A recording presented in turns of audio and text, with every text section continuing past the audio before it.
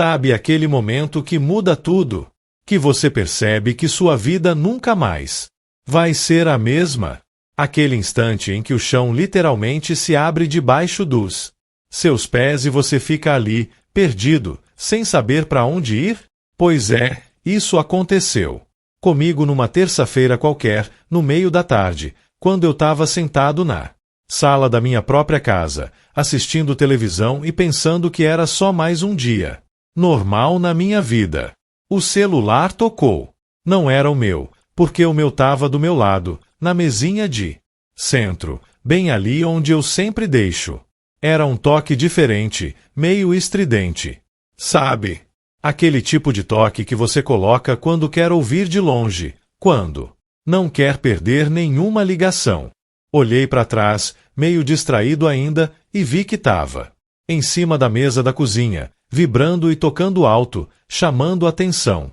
Minha nora, a Júlia, tinha deixado lá quando foi pro banheiro. Ela estava aqui em casa, porque veio almoçar comigo e com meu filho, o Rafael. A gente sempre faz isso. Sabe? Pelo menos uma vez por semana, eles vêm aqui almoçar comigo. É uma tradição que a gente mantém desde que eles casaram, há uns 4 anos. É bom ter a casa cheia de vez em quando, ouvir risadas, sentir que ainda tenho uma família por perto. Desde que minha esposa faleceu, faz uns 7 anos já, essa casa fica muito vazia. Então esses almoços são importantes para mim. Naquele dia, o Rafael tinha saído mais cedo para resolver umas coisas do trabalho e ia voltar só no final da tarde. Ele trabalha numa empresa grande, na área de tecnologia, e estava envolvido num projeto importante. Sempre foi assim, desde pequeno, dedicado, trabalhador. Eu me orgulho muito dele. Foi difícil criá-lo sozinho. Depois que a mãe dele morreu, mas eu fiz o melhor que pude. E ele cresceu bem. Se tornou um homem de bem, trabalhador, honesto. Casou-se com a Júlia e eu. Pensei, pronto, agora ele está completo. Agora ele tem tudo o que precisa para ser feliz. Como eu estava dizendo, era só eu e ela em casa naquele momento. A gente tinha almoçado juntos, conversado sobre trabalho, sobre os planos deles pro futuro. Ela estava falando sobre uma possível promoção que ia rolar no escritório dela, parecia animada. Eu gostava da Júlia.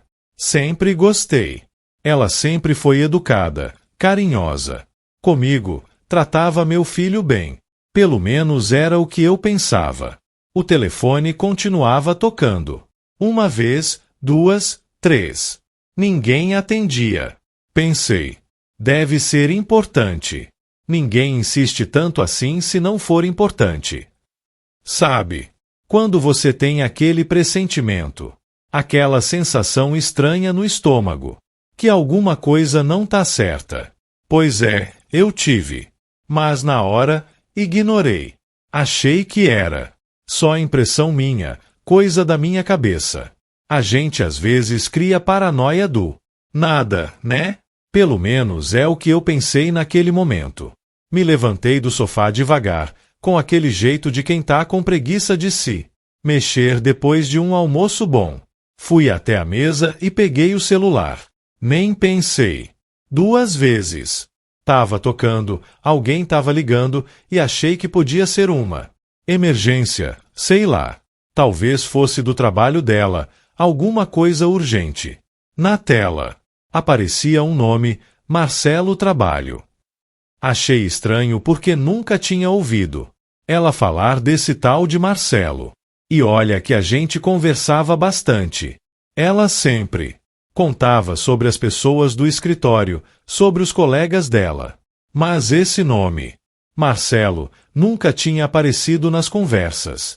Fiquei ali parado por uns segundos, olhando pro nome na tela. O telefone continuava tocando, vibrando na minha mão. Ia atender, juro. Tava com o dedo praticamente no botão verde quando ouvi uma gritaria vindo do corredor. Era a Júlia. Ela saiu correndo do banheiro feito uma doida, o cabelo ainda molhado. porque ela tinha lavado as mãos e o rosto, a cara transfigurada de pânico. Nunca tinha visto ela daquele jeito. Os olhos arregalados, a respiração ofegante, as mãos estendidas na minha direção. Não, não atende, ela gritou, praticamente se jogando em cima de mim. Arrancou o celular da minha mão com tanta força que eu quase caí para trás. Tive que me segurar na mesa para não perder o equilíbrio. Fiquei parado, olhando para ela, sem entender nada. Meu coração começou a bater mais rápido. O coração dela estava acelerado também, dava para ver o peito subindo e descendo rápido demais. Ela estava nervosa de verdade. Nervosa demais. O que foi, Júlia? Tá tudo bem? Eu perguntei, ainda processando o que tinha acabado de acontecer. Minha voz saiu mais séria do que eu pretendia. É que a reação dela tinha me assustado. Não era normal. Nada daquilo era normal. Ela segurou o telefone contra o peito, respirando fundo, tentando se acalmar. Podia ver que ela estava procurando alguma desculpa na cabeça, tentando inventar alguma coisa que fizesse sentido. Os olhos dela se moviam rápido, de um lado para o outro, como se ela tivesse lendo alguma coisa invisível no ar. Então ela falou, com a voz ainda ofegante, é do trabalho. Um colega chato que fica me perturbando. Não. Queria que você atendesse porque ele ia começar a falar um monte de coisa sem sentido. Olhei para ela. Olhei nos olhos dela, procurando algum sinal de sinceridade. Mas o que vi foi nervosismo puro, medo, e algo mais que eu não conseguia identificar. Naquele momento, algo que me deixou gelado por dentro. Era culpa? Era mentira? Não sei dizer. Mas era alguma coisa errada. Muito errada. Colega do trabalho. Eu repeti, devagar, deixando as palavras penduradas no ar. Entre a gente.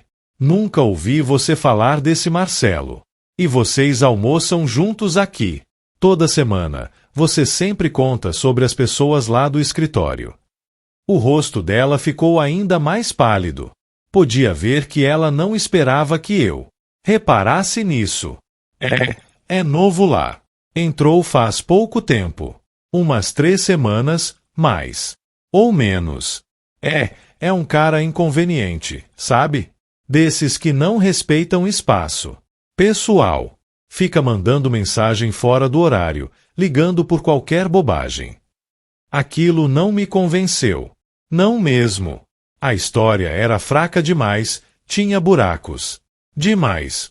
Mas eu não queria acreditar no que minha cabeça estava começando a imaginar. Não queria nem considerar essa possibilidade.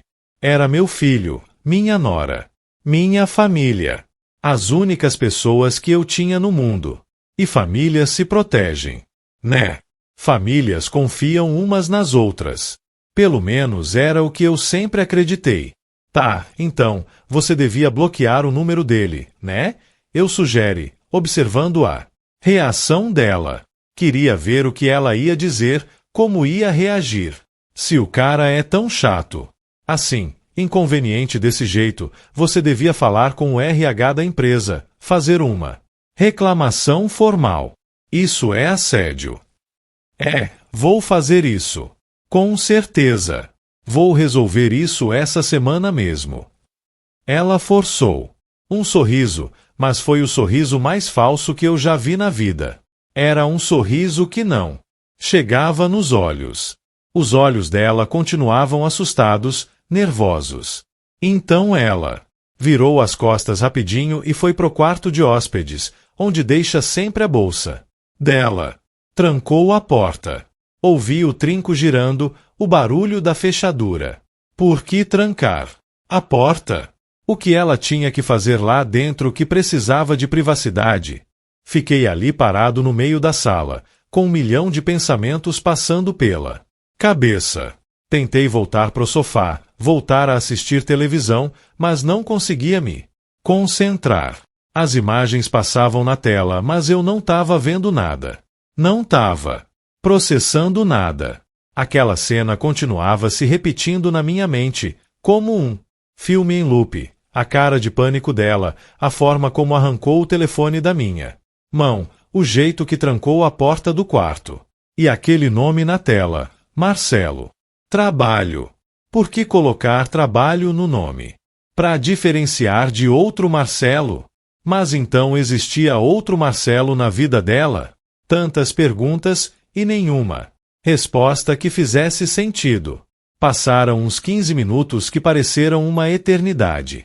Fiquei ali sentado no sofá, fingindo que estava assistindo televisão, mas na verdade estava prestando atenção em qualquer barulho que viesse do quarto. Ela saiu finalmente, com a cara lavada, tentando parecer normal. Mas não estava normal. Dava para ver que ela tinha chorado. Os olhos estavam vermelhos, um pouco inchados. Pegou a bolsa, veio até mim e deu um beijo rápido na minha testa, como sempre fazia quando ia embora. Mas dessa vez foi diferente. Foi mecânico, forçado. Preciso ir embora, ela disse, evitando olhar nos meus olhos. Lembrei que esqueci de uma coisa importante no escritório. Preciso resolver isso hoje ainda. Olhei pro relógio na parede. Eram 4 da tarde. Meio estranho ir pro escritório nesse horário, ainda mais numa terça-feira. A maioria das pessoas está saindo do trabalho nessa hora, não voltando. Não quer esperar o Rafael voltar? Eu perguntei, tentando não soar suspeito demais. Ele disse que ia chegar umas 5 horas. Não dá. É urgente mesmo. Fala pra ele que eu ligo depois, tá? A gente se vê em casa. E ela saiu porta fora, quase correndo. Ouvi o som das chaves dela no bolso, o portão abrindo, o carro dela ligando. Então ela foi embora, deixando pra trás só um rastro de desconfiança e um monte de perguntas sem respostas. Fiquei sozinho em casa. Sozinho com meus pensamentos. E quanto mais eu pensava, mais aquilo não fazia sentido. Um colega do trabalho que a perturba? Se fosse verdade, ela teria mencionado isso antes. Teria reclamado com o Rafael. Pedido ajuda, sei lá. Ela nunca tinha falado nada disso pro meu filho. E por quê? Aquele desespero todo. Por que trancar a porta do quarto só para falar no telefone? Nada disso batia. Nada disso fazia o menor sentido. Quando Rafael chegou em casa, já era noite. Ele entrou todo animado, como sempre, falando sobre um novo projeto no trabalho. Sempre foi assim, entusiasmado com o que faz. Sentamos para jantar juntos, como sempre fazemos. Quando ele vem para cá, preparei uma comida simples, arroz, feijão, um bife. Ele comia e falava ao mesmo tempo, gesticulando, explicando detalhes técnicos que eu mal entendia, mas fingia entender só para não desanimá-lo. Mas eu mal conseguia comer. Tava entalado na minha garganta tudo o que tinha acontecido mais cedo. Cada garfada parecia impossível de engolir. Pai, o senhor tá bem? Tá meio quieto hoje, ele observou, colocando o garfo na mesa e me olhando com aquela cara preocupada que ele faz desde criança. Aconteceu alguma coisa? Tô sim, filho. Só cansado. Era mentira, claro. Mas o que eu ia falar? Que achava que a esposa dele estava escondendo alguma coisa. Que aquela reação dela mais cedo tinha me deixado com um mal-estar danado, com uma sensação horrível no peito. Que eu tinha um pressentimento ruim, muito ruim? Não. Eu não podia falar nada disso. Não sem ter certeza. Não sem ter provas. Porque acusar alguém de alguma coisa sem provas, ainda mais dentro da própria família, era destruir tudo. Eu não ia fazer isso. Não ia destruir a vida do meu filho baseado só numa suspeita. Num pressentimento. Eu precisava de algo concreto. Precisava ter certeza absoluta. Antes de abrir a boca e soltar uma bomba dessas. Tem certeza, Pai? O senhor parece preocupado. Se tiver alguma coisa, pode falar. Sabe disso. Ele segurou minha mão por cima da mesa, daquele jeito carinhoso que sempre teve comigo. Tô bem mesmo, filho. Só um dia meio cansativo. Nada demais. Forcei um sorriso. Tentei mudar de assunto. E a Júlia? Ela te ligou? Ela disse que ia ligar. Ligou sim. Disse que tinha voltado pro escritório para resolver uma coisa. Deve estar chegando em casa agora. Ele olhou pro relógio. Aliás, vou indo também. Amanhã. Tenho que acordar cedo. Ele se levantou, me abraçou e foi embora. Fiquei ali na mesa, com os pratos sujos. Na minha frente, pensando em tudo que tinha acontecido. Não consegui dormir direito naquela noite. Fiquei virando de um lado pro outro na cama, com a cabeça cheia de pensamentos. Pensamentos ruins. Pensamentos que eu não queria ter. Nos dias seguintes, comecei a prestar mais atenção. Não era espionagem, era observação. É diferente, né? Eu só queria entender o que estava acontecendo. Queria provar para mim mesmo que eu estava errado, que era só paranoia da minha cabeça. Quanto mais eu observava, mais coisas estranhas apareciam. Pequenos detalhes, que antes passavam despercebidos, agora pareciam gritar na minha cara. A Júlia começou a ficar diferente, mais distante. Quando vinha aqui em casa, vivia grudada no celular. Sorria para a tela, digitava rápido, aquele tipo de digitação urgente. Ansiosa. Escondia o telefone quando alguém se aproximava. Virava a tela para baixo. Quando deixava ele em cima da mesa. Meu filho não percebia nada, coitado. Ele estava tão envolvido com o trabalho, com aquele projeto importante dele, que mal reparava nessas pequenas mudanças. Mas eu reparava. Eu estava prestando atenção. Uma semana depois daquele episódio do telefone, eles vieram jantar aqui em casa. Era sexta-feira. Lembro bem porque eu tinha feito lasanha, que é a comida preferida do Rafael. A Júlia estava particularmente nervosa naquele dia. Derrubou um copo de água logo no começo do jantar. O copo caiu, a água se espalhou pela mesa toda. Ela ficou vermelha, pedindo desculpa várias vezes, limpando tudo com guardanapos. Esqueceu o que ia falar no meio da frase mais de uma vez. Começava a falar sobre alguma coisa e então parava, olhava pro nada, como se tivesse perdido o fio da meada. E vivia olhando pro celular que estava na bolsa dela, em cima da cadeira vazia ao lado. Dava para ver que ela estava esperando alguma coisa, alguma mensagem, alguma ligação. No meio do jantar, o telefone dela vibrou. Uma vez, 2, 3 vezes seguidas. Aquele tipo de vibração de quem está recebendo mensagens, uma atrás da outra. Ela pegou a bolsa rapidinho, como se tivesse levado um choque. Olhou a tela e ficou pálida, branca que nem papel. Podia ver o sangue sumindo do rosto dela. Se levantou da mesa tão rápido que a cadeira quase caiu para trás, fazendo um barulho alto no chão de madeira. Com licença, preciso atender. É do trabalho. Ela mal olhou para a gente quando falou isso e saiu correndo pro quintal, segurando o telefone como se fosse a coisa mais preciosa do mundo. Meu filho nem ligou. Continuou comendo, falando sobre o jogo de futebol que ia passar mais tarde, sobre o time dele que tinha ganhado no último final de semana. Mas eu fiquei inquieto. Muito inquieto. Não conseguia mais fingir que estava tudo normal. Me levantei da mesa, falei que ia pegar mais água na cozinha, mas na verdade fui até a janela que dá pro quintal. Fiquei ali, escondido atrás da cortina, observando. Ela estava lá, andando de um lado pro outro, no cantinho mais afastado do quintal, perto das plantas, falando baixinho no telefone. Não dava para ouvir o que ela estava dizendo, mas dava para ver tudo. Dava para ver que não era uma conversa de trabalho. Era íntima, pessoal. Ela segurava o celular com as duas mãos, como se tivesse abraçando ele. Encostava na parede de vez em quando, fechava os olhos. Sorria daquele jeito, sabe?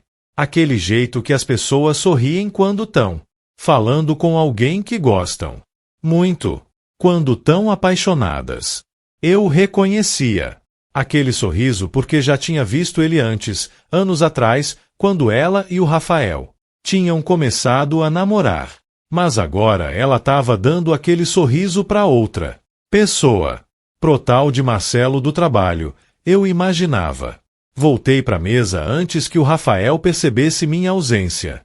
Meu estômago estava embrulhado. Terminei de jantar no piloto automático, sem sentir gosto de nada. A comida podia ser de papelão que para mim tanto fazia. A Júlia voltou uns 10 minutos depois, com as bochechas coradas, o olhar brilhando. Feliz. Tava feliz. Falou que resolveu o problema do trabalho e que estava tudo certo. Sentou de novo. Pegou o garfo, voltou a comer como se nada tivesse acontecido. Que bom, amor, meu filho respondeu, dando um beijo nela. Um beijo sincero, cheio de carinho. E eu ali, vendo aquilo, com o coração apertado. Porque eu sabia. Lá no fundo, eu já sabia. Mas ainda não tinha provas. Ainda não tinha nada concreto que pudesse mostrar pro meu filho sem parecer um velho paranoico, ciumento da nora. Naquela noite, não consegui dormir. Fiquei rolando de um lado pro outro na cama, com a cabeça cheia, pensando no que fazer. Contar pro meu filho. Mas contar o que, exatamente? Que a esposa dele tinha arrancado um celular da minha mão. Que ela andava sorrindo pro telefone. Que ela saiu correndo para atender uma ligação do trabalho. Isso não era prova de nada. Não concretamente. Podia ser coincidência. Podia ser paranoia minha. Podia ser 1000 coisas.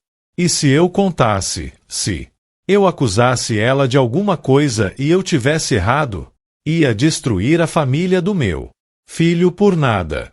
Ia acabar com o casamento deles baseado numa suspeita. Decidi que ia precisar de algo mais sólido. Algo que não deixasse margem para dúvidas, para interpretações. Porque acusar alguém de traição sem provas é destruir uma família inteira. É acabar com tudo. E eu não ia fazer isso. Não sem ter certeza absoluta. Não sem conseguir olhar nos olhos do meu filho e dizer: filho, eu vi. Eu tenho provas. Não é impressão minha, não é paranoia. É real. No sábado seguinte, o Rafael me ligou. Era de manhã, umas 9 horas. Ele me acordou, na verdade, porque eu tinha passado mais uma noite mal dormida. Disse que ia viajar a trabalho por 3 dias, de domingo até terça. Ia ficar fora da cidade. Numa outra unidade da empresa dele, ajudando com o tal projeto importante. Perguntou se eu podia dar uma olhada na casa deles de vez em quando, regar as plantas, pegar a correspondência, essas coisas. Eu disse que sim, claro. Sempre. Fazia isso quando eles viajavam. E foi aí que tudo mudou. Foi aí que eu descobri a verdade. A verdade completa. Sem espaço para dúvidas ou interpretações. Foi aí que o chão literalmente se abriu, debaixo dos meus pés. Na segunda-feira, por volta das 3 da tarde, fui até a casa deles. Tenho a chave. Reserva desde que eles casaram, para qualquer emergência. Então não precisei avisar, não precisei tocar a campainha. Entrei normalmente com a minha chave. Fui direto pro jardim regar as plantas, como tinha prometido. Tava um dia quente, o sol batendo forte. Um daqueles dias de verão que fazem você suar só de ficar parado. Terminei de regar, tava guardando o regador de volta no cantinho onde eles guardam, e ia embora quando ouvi um barulho vindo de dentro da casa. Um barulho. De voz. Risada. Parei. Fiquei quieto, imóvel, tentando entender o que estava ouvindo. Era uma voz. Não, duas vozes. Uma eu conhecia muito bem, era a Júlia. A outra era masculina, grave, e eu nunca tinha ouvido antes. Um homem. Tinha um homem dentro da casa. Do meu filho. Enquanto ele estava viajando. Enquanto ele estava longe, trabalhando. Confiando na esposa dele. Meu primeiro instinto foi ir embora. Fingir que não tinha ouvido nada. Fingir que não tinha visto nada. Voltar para o meu carro, dirigir para casa e esquecer tudo aquilo. Mas aí pensei no meu filho. No Rafael. Trabalhando duro, viajando a trabalho, dando. Duro naquele projeto importante, sonhando com o futuro dele com a Júlia, com os filhos que eles iam ter um dia. Confiando nela. Confiando completamente. E eu não podia deixar isso pra lá. Não podia.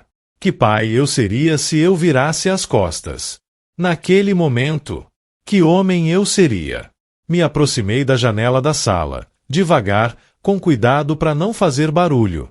Tinha uma fresta aberta na cortina, só uma frestinha pequena, mas dava para ver o interior da sala. Olhei para dentro e o que vi me fez perder o ar dos pulmões. Senti como se alguém tivesse socado meu estômago. As pernas ficaram fracas, bambas. Tive que me segurar no parapeito da janela para não cair. A Júlia estava ali, no sofá da sala.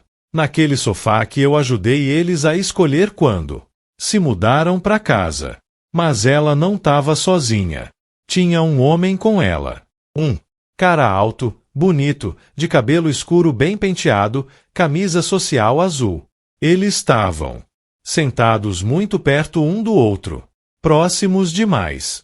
Ninguém senta daquele jeito. Perto de um colega de trabalho. E ela estava rindo, com a mão no ombro dele, num gesto íntimo, carinhoso. Ele falou alguma coisa que eu não consegui ouvir e ela jogou a cabeça para trás, rindo daquele jeito dela. Fiquei congelado ali, olhando pela fresta da cortina. Queria gritar, queria entrar. Queria fazer alguma coisa. Bater na porta, confrontar os dois, acabar com aquilo ali. Mesmo. Mas fiquei paralisado. Porque ver é diferente de imaginar, sabe? Imaginar a gente consegue negar, consegue duvidar. A gente pode se convencer de que é só paranoia, só impressão. Mas ver não tem como fugir. Ver é real. Ver é concreto. E o que eu estava vendo ali, pela fresta daquela cortina, era a prova de que todas as minhas suspeitas estavam certas. O cara falou alguma coisa e ela deu risada de novo. Aquela risada dela, sabe? Que ela sempre dava quando meu filho contava alguma piada. Aquela risada alta, genuína, de quem tá realmente se divertindo. Só que agora ela estava dando aquela risada para outro, para um estranho, na casa dela, na casa do meu filho, no sofá, onde eles assistiam filme juntos, onde eles faziam planos pro futuro. Então ele se levantou. Achei que ia embora. Pensei, pronto, acabou. Ele vai embora e eu vou entrar e confrontar ela. Mas não. Ele não foi embora. Ele estendeu a mão para ela e ela pegou. Entrelaçou os dedos nos dedos dele. Levantou também, ficando de pé ali na frente dele. E aí eles se beijaram. Não foi um beijo rápido, daqueles de cumprimento, de amizade. Foi um beijo longo, intenso, apaixonado, do tipo que não deixa dúvida nenhuma sobre o que tá acontecendo ali. Os braços dele envolveram a cintura dela. As mãos dela subiram pro pescoço dele, pro cabelo dele. E eles ficaram ali, beijando, sem pressa, como se tivessem todo o tempo do mundo. Como se aquilo fosse a coisa mais natural do mundo. Senti uma raiva subir pela minha garganta. Uma raiva quente, ardente, misturada. Com decepção, com tristeza, com uma vontade enorme de entrar ali e acabar com aquilo tudo. De gritar, de expulsar aquele cara da casa do meu filho, de perguntar pra Júlia como ela tinha coragem de fazer aquilo. Mas eu não fiz nada disso. Por quê? Eu precisava pensar. Precisava ser esperto. Precisava ter provas que não deixassem margem para dúvida. Não podia ser só a minha palavra contra a dela. Peguei meu celular do bolso. As mãos tremiam tanto que quase deixei ele cair. Precisei segurar com as duas mãos para conseguir desbloqueá-lo. Abri a câmera. Ativei o modo de vídeo e comecei a filmar. Através da fresta da cortina, gravei tudo. O beijo. As mãos dele na cintura dela. Ela passando a mão no cabelo dele. Os dois se abraçando. Ele sussurrando alguma coisa no ouvido dela que fez ela sorrir. Ela respondendo alguma coisa de volta. Tudo. Cada segundo daquilo. Gravei por uns 2 minutos que pareceram uma eternidade. Depois, quando eles começaram a ir em direção ao corredor, provavelmente indo pro quarto, eu parei de gravar. Não ia filmar mais nada. Não precisava. Já tinha o suficiente. Já tinha a prova que precisava. Guardei o celular no bolso e saí dali o mais rápido que pude. Antes que eles me vissem, antes que percebessem minha presença. Andei até meu carro com as pernas bambas, sentindo que ia desmaiar a qualquer momento. Entrei, fechei a porta, tranquei as portas todas e fiquei ali sentado, respirando fundo, tentando processar tudo o que tinha acabado de ver, tentando entender como aquilo tinha acontecido, como a Júlia, que sempre pareceu tão dedicada ao meu filho, tão apaixonada por ele, estava fazendo isso. Como ela tinha coragem de trazer outro homem para dentro da casa deles, pro sofá deles, provavelmente pro quarto deles, enquanto meu filho estava longe, trabalhando, confiando nela. Minha primeira vontade foi ligar pro Rafael na mesma hora, mandar o vídeo, falar tudo, contar o que eu tinha acabado de ver. Mas aí pensei melhor. Ele estava trabalhando a quilômetros de distância. Estava numa reunião importante. Provavelmente. Não era assim que ele devia descobrir. Não por telefone, não. Enquanto estava longe, sem poder fazer nada, sem poder voltar para casa. Ia ser cruel. Demais. Ia destruir ele ali, no meio do trabalho, longe de tudo e de todos. Não. Tinha que esperar ele voltar. Tinha que contar pessoalmente, olhando nos olhos dele, mostrando o vídeo, estando ali para amparar ele quando o mundo dele desmoronasse. Decidi esperar ele voltar. Ia ser na terça-feira à noite. Até lá, eu ia guardar aquilo tudo para mim. Ia carregar esse peso sozinho. Ia ser difícil, mas necessário. Era a coisa certa a fazer. Voltei para casa dirigindo no piloto automático. Não me lembro de ter parado nos sinais, de ter feito as curvas. Só me lembro de chegar em casa e sentar no sofá, com o celular na mão. Não consegui fazer mais nada o resto do dia. Fiquei sentado, ali, olhando para a parede, com o celular na mão.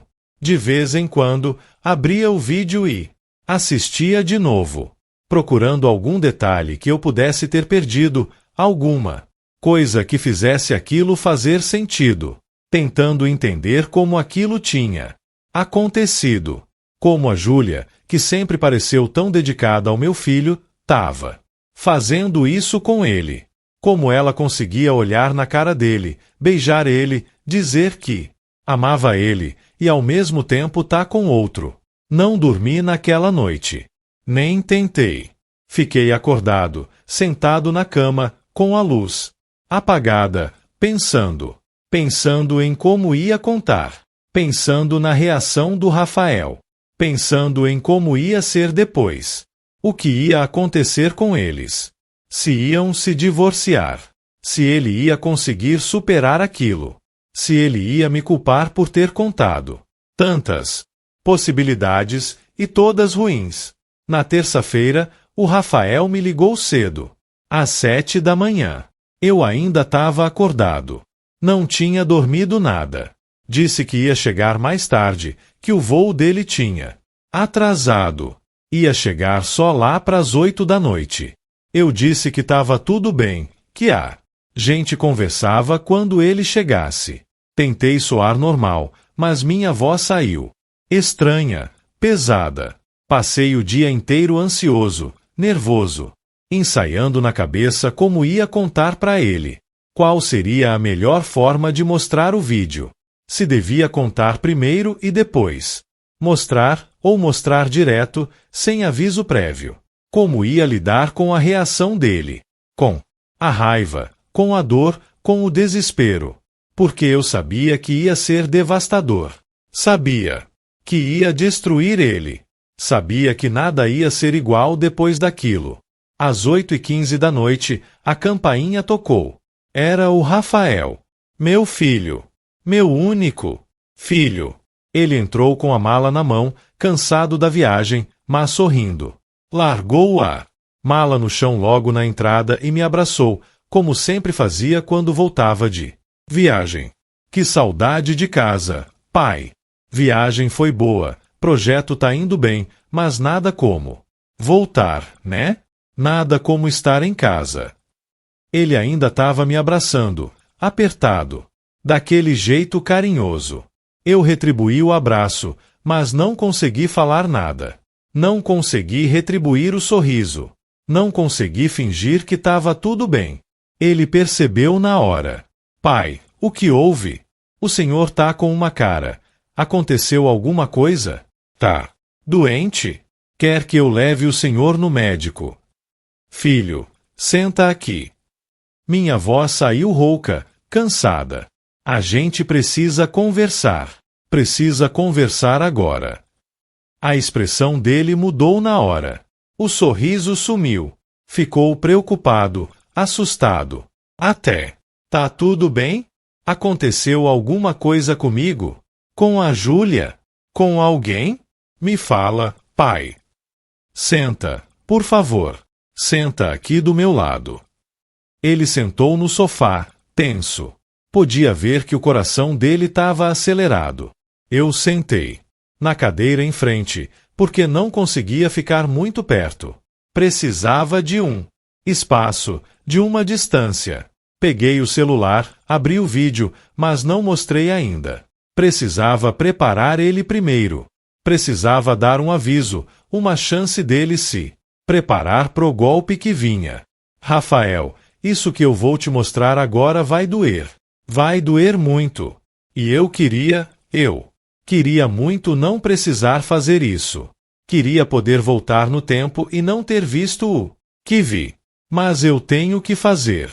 Porque você é meu filho e eu não vou deixar ninguém te fazer de idiota. Não vou deixar ninguém te enganar desse jeito. Ele franziu a testa, confuso. Do que o senhor tá falando? Tá me assustando. Fala. Logo, pai. Respirei fundo. Fechei os olhos por um segundo, juntando coragem. Então abri os olhos de novo e estendi o celular para ele. É sobre a Júlia. É sobre sua esposa. Ele pegou o telefone devagar, olhou para a tela. Ainda não entendia nada. Apertei o play. E vi o rosto dele mudar conforme o vídeo ia passando. Vi cada emoção atravessando o rosto dele como ondas. A confusão inicial, quando ele ainda não entendia o que estava vendo. A descrença, quando começou a processar. A raiva, quando entendeu completamente. E finalmente a dor. A dor pura, devastadora, que fez ele fechar os olhos e apertar o celular na mão. Quando o vídeo terminou, ele ficou olhando para a tela do celular, parado. Não falou nada por um longo tempo. Não chorou. Não gritou. Não xingou. Só ficou ali, segurando o telefone, em choque. Como se o cérebro dele ainda tivesse tentando processar, tentando negar o que os olhos dele tinham acabado de ver. Filho! Eu comecei, mas ele levantou a mão, me interrompendo. Quando foi isso? Ele perguntou, a voz saindo baixa, quase um sussurro. Segunda-feira. De tarde. Por volta das 3 horas. Você estava viajando. Eu fui lá. Regar as plantas, como você pediu, e ouvi vozes. Vi eles pela janela. Ele balançou a cabeça, devagar, como se não conseguisse acreditar. Ela me ligou. Nesse dia. Por volta das 4 horas. Disse que estava em casa, cansada, que tinha ficado o dia todo trabalhando em casa porque não tinha aguentado ir pro escritório. Me mandou mensagem antes de dormir dizendo que estava com saudade, que me amava.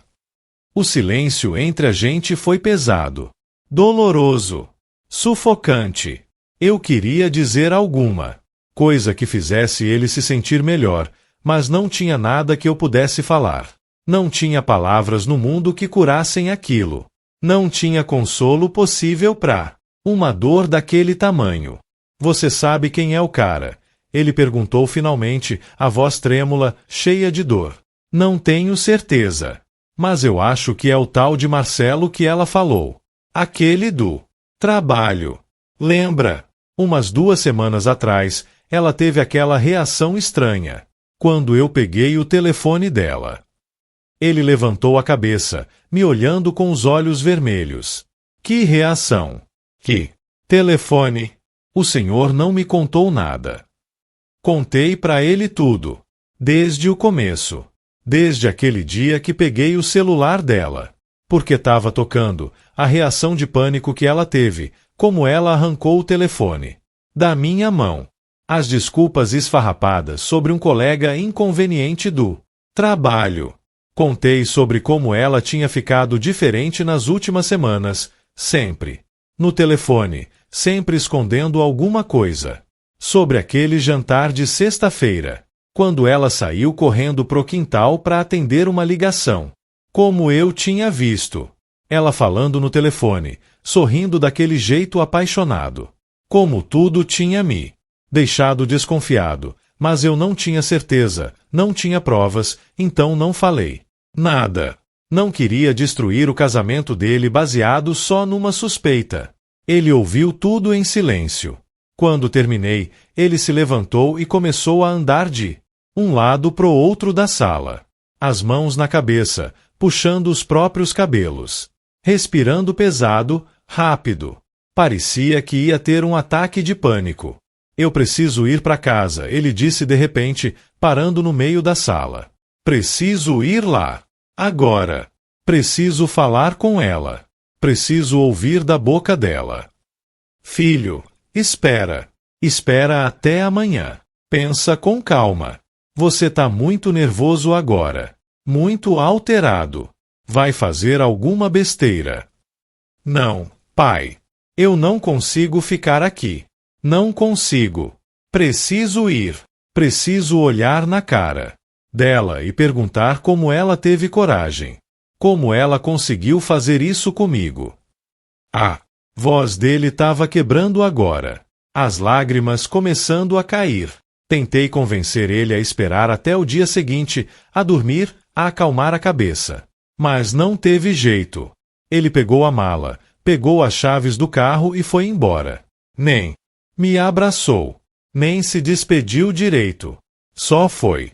E eu fiquei ali, sozinho na sala vazia. Preocupado. Muito preocupado. Porque não sabia o que ia acontecer quando ele chegasse lá. Não sabia como ele ia reagir. Se ia gritar, se ia chorar, se ia fazer alguma loucura. Fiquei com medo dele fazer alguma besteira, de machucar alguém. Ou se machucar. Umas 2 horas depois, 2 horas que pareceram 2 dias, meu telefone tocou. Era o Rafael. Atendi na primeira chamada, ansioso, desesperado para saber o que tinha acontecido. A voz dele estava diferente. Mais calma. Mas era uma calma estranha, assustadora. Aquela calma que vem depois da tempestade, quando tudo já foi destruído e não tem mais nada para quebrar. Pai, eu confrontei ela. Foi a primeira coisa que ele disse. E aí? O que ela disse? Como ela reagiu? Ela negou tudo no começo. Disse que o vídeo não mostrava nada demais, que era só um amigo que tinha vindo visitar ela. Que o beijo foi só um cumprimento. Me olhou na cara e mentiu descaradamente. Mas aí eu falei do celular, daquele dia na sua casa, de tudo que o Senhor me contou, das mudanças que o Senhor tinha notado. E ela desmoronou. E o que ela disse? Ele deu uma risada amarga, sem humor nenhum. Ela desmoronou, pai. Sentou no chão e começou a chorar. Começou a pedir desculpa, dizendo que não queria que fosse assim. Disse que estava acontecendo há 3 meses. 3 meses, pai. 3 meses enquanto eu trabalhava feito um condenado, fazendo hora extra, viajando. Tudo pensando no nosso futuro. Ela estava com outro cara. Fechei os olhos. 3 meses. 3 meses inteiros de mentiras, de traição, de fingimento. 3 meses enquanto meu filho trabalhava feito condenado, sonhando com o futuro deles juntos, economizando para comprar uma casa maior, planejando ter filhos. Ela estava com outro. Como começou? Eu perguntei, embora não tivesse certeza se queria saber a resposta. Ela disse que conheceu o cara numa convenção do trabalho há 3 meses. Que começou como uma amizade inocente, conversa sobre trabalho, almoços em grupo. Mas aí virou outra coisa. Ela disse que não planejou, que não queria, mas aconteceu. Como se isso fosse desculpa. Como se ela não tivesse escolha. Como se tivesse sido vítima de alguma coisa. E agora? Eu perguntei, com medo da resposta. O que você vai fazer? Agora? Agora eu pedi para ela sair de casa. Peguei uma mala, coloquei as coisas dela lá dentro e pedi para ela ir embora. Vou passar uns dias num hotel. Preciso pensar. Preciso processar tudo isso. Preciso decidir o que fazer. Mas por enquanto, não consigo nem olhar para ela. Você quer vir para cá? Fica comigo uns dias. Não fica sozinho, filho. Não, pai. Obrigado, mas eu preciso ficar sozinho agora. Preciso pensar, preciso processar tudo isso na minha cabeça. Só queria te agradecer por ter me contado, por não ter deixado eu continuar sendo feito de idiota. Sei que foi difícil pro Senhor. Sei que o Senhor sofreu também com isso. Mas foi a coisa certa a fazer. Filho, eu sei, pai. Eu sei que foi difícil. Sei que o Senhor pensou 1000 vezes antes de me contar. Mas foi a coisa certa. Foi a coisa certa a fazer. A gente se fala amanhã, tá? Preciso descansar agora. Ele desligou. E eu fiquei ali, com o telefone na mão, me sentindo vazio. Completamente vazio. Porque sim, eu tinha feito a coisa certa. Eu sabia disso. Mas não parecia certo. Parecia que eu tinha destruído a vida do meu filho. Parecia que eu tinha acabado com a família dele. E mesmo sabendo que não fui eu, que foi a Júlia quem tinha traído, quem tinha mentido, eu ainda carregava aquela culpa pesada no peito. Nos dias seguintes, foi muito difícil. Pro Rafael e pra mim. O Rafael realmente ficou num hotel. Não falava muito comigo, não falava com ninguém. Mandava mensagens curtas, dizendo que estava bem, que só precisava de um tempo. A Júlia tentou me ligar várias vezes. Mandou mensagens longas, desesperadas. Querendo conversar, querendo se explicar. Dizia que tinha sido um erro, que ela amava meu filho, que não sabia o que tinha dado nela. Eu não respondi nenhuma. Não tinha nada que ela pudesse me dizer que mudasse o que ela tinha feito. Não tinha explicação no mundo que justificasse aquilo. 2 semanas depois, 2 semanas que pareceram 2 anos, o Rafael apareceu. Aqui em casa. Tava diferente. Mais magro, com olheiras profundas, o rosto cansado.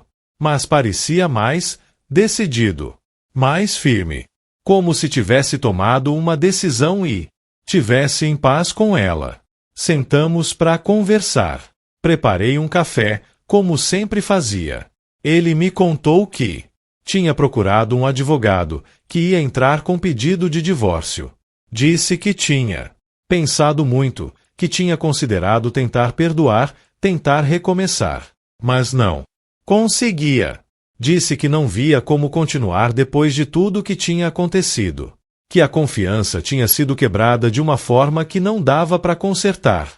Que cada vez que olhava para ela, tudo que via era aquele vídeo. Aquele beijo. Aquela traição. Eu apoiei a decisão dele. Porque não era sobre orgulho, não era sobre vingança. Não era sobre machismo. Era sobre respeito próprio. Era sobre não aceitar ser tratado daquele jeito. Era sobre reconhecer que algumas coisas não têm conserto. Que alguns erros são grandes demais para serem perdoados. A Júlia tentou de tudo nas semanas seguintes. Ligou, mandou mensagens, cartas, e-mails.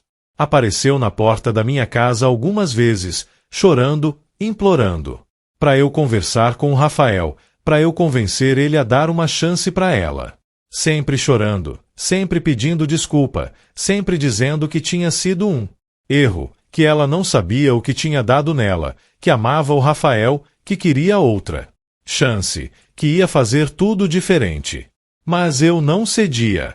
Não atendia às ligações, não respondia às mensagens, não abria a porta quando ela aparecia. Porque não tinha nada que ela pudesse dizer que mudasse o que tinha acontecido. Meu filho foi firme. Não cedeu. Não deu chance. E eu, que sempre fui contra divórcio, que sempre defendi que casamento é para a vida toda, que sempre acreditei que as pessoas deviam tentar perdoar e recomeçar, dessa vez não disse nada contra. Não tentei convencer ele a dar uma chance. Porque eu tinha visto. Eu tinha visto com meus próprios olhos o que ela tinha feito. E eu sabia que tem coisas que não têm perdão.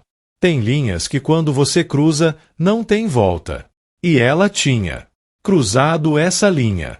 Passaram-se alguns meses. Meses difíceis, dolorosos, mas necessários.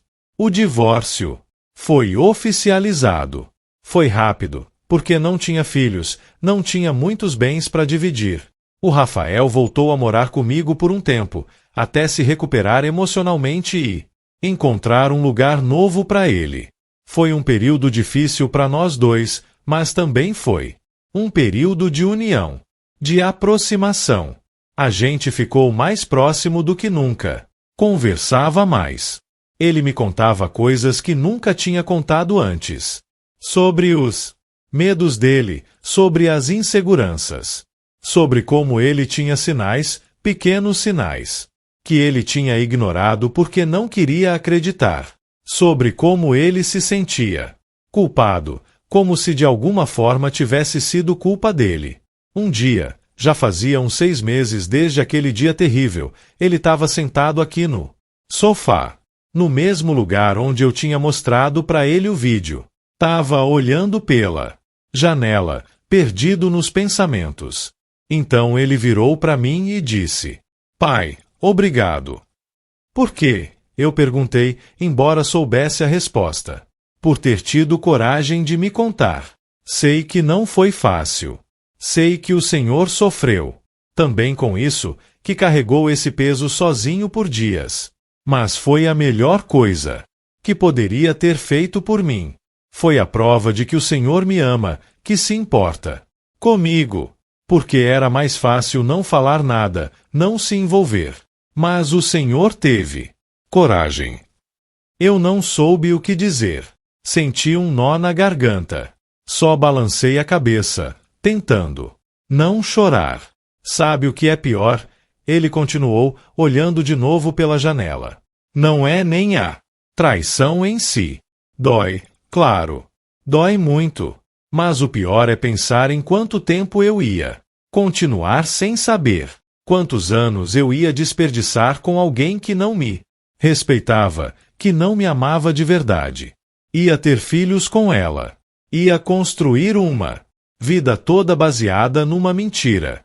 Se o Senhor não tivesse visto, se não tivesse me contado, eu podia ter passado a vida inteira sendo enganado, criando filhos que ia achar que eram felizes, mas vivendo numa mentira. Aquelas palavras me deram um alívio que eu nem sabia que precisava. Por quê? Desde aquele dia, eu carregava uma culpa pesada. A culpa de ter destruído o casamento dele. A culpa de ter acabado com a família dele. Mas ele estava me dizendo que não. Que eu não tinha destruído nada. Que eu tinha salvado ele. Tinha salvado ele de uma vida de mentiras, de mais anos de sofrimento. Hoje, quase um ano depois daquele dia terrível, o Rafael tá bem. Não. Completamente curado, porque essas coisas deixam marca. Deixam cicatrizes que nunca vão sumir completamente. Mas ele tá bem. Tá vivendo. Conheceu gente nova. Saiu algumas vezes. Tá focando na carreira, crescendo profissionalmente. Comprou um apartamento novo. Tá montando ele do jeito dele. Tá construindo uma vida nova. E eu? Eu aprendi uma lição importante. Uma lição que vou carregar pelo resto da vida. Aprendi que às vezes a coisa certa a fazer não é a coisa mais fácil. Às vezes você tem que causar dor no presente para evitar um sofrimento muito maior no futuro. Aprendi que confiança não é sobre nunca duvidar, é sobre observar os sinais. Quando eles aparecem. É sobre não ignorar o seu instinto. É sobre ter coragem de investigar quando algo não está certo. E aprendi que aquele celular que tocou naquele dia, aquela reação desesperada da Júlia, aquilo não foi acaso. Foi o universo me dando a chance de proteger meu filho, de salvar ele de anos de mentiras e sofrimento. E eu peguei essa chance. Fui atrás. Investiguei. E descobri a verdade. Porque no final das contas, ser pai não é só sobre estar presente nos momentos felizes. Não é só sobre comemorar as vitórias, os aniversários, as conquistas. É sobre estar presente nos momentos difíceis também. É sobre ter coragem de fazer o que precisa ser feito, mesmo quando dói. Mesmo quando você sabe que vai ser acusado, questionado, julgado. Mesmo quando você sabe que pode destruir tudo. Eu fiz o que tinha que fazer. Fiz o que qualquer pai faria. E faria tudo de novo, sem pensar duas vezes. Porque ele é meu filho. Meu único filho. E um pai nunca vai deixar alguém machucar seu filho sem fazer nada. Um pai sempre vai proteger. Sempre vai estar ali, mesmo quando é difícil. Mesmo quando é doloroso. Aquele celular que tocou mudou tudo. Mudou a vida do meu filho. Mudou a minha vida. Mudou o curso de tudo. Mas não foi ele que destruiu o casamento do meu filho. Não fui eu que destruí. A traição destruiu. A mentira destruiu. A falta de respeito destruiu. Eu só tive a coragem de mostrar a verdade. De trazer à luz o que estava escondido. E às vezes, por mais que doa, por mais que seja difícil, a verdade é a única coisa que pode nos libertar. A única coisa que pode nos salvar.